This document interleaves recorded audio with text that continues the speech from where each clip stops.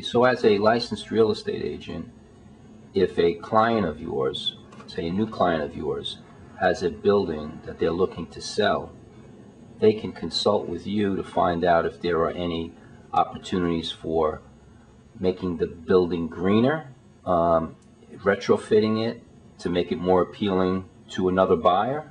Is that one area where you'd be able to help them? I would be able to help them to the extent that I would call on my resources. Right. I wouldn't go in there. I would never claim to be an expert in the field of engineering and architecture.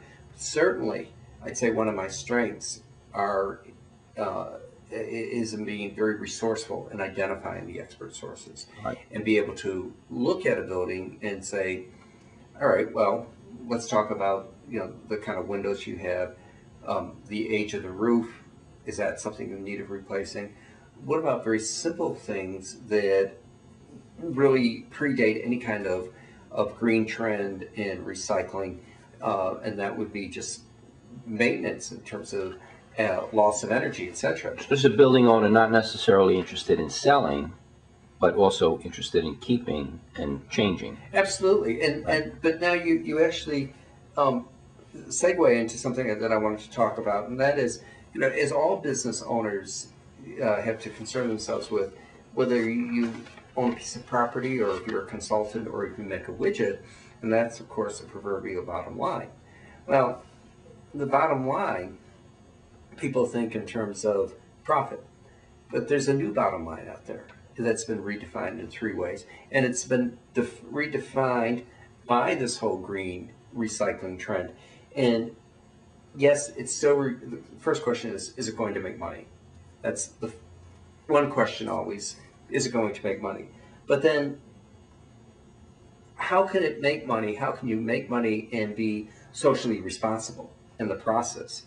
And is it going to be something that's an action you take to make money? Is it going to haunt you? So an example was, oh, I can make these expensive sneakers that I might sell for $200. I can make them cheaper by shipping them off to Asia to have them manufactured. But then, when does cheaper become more expensive for me in terms of reputation? Because it gets out that I'm running a sweatshop and I'm paying my workers slave wages. I'm taking jobs away from Americans, not to mention the fact that I'm manufacturing hundreds or thousands, maybe hundreds of thousands of pairs of sneakers in China or India or the Philippines. Now I have to ship all those back to the United States. Right. So you have to weigh all those things in terms of, does it make sense? And then finally, is that environmentally sustainable? Does it cost someone, whether it's global, to go back to that concept of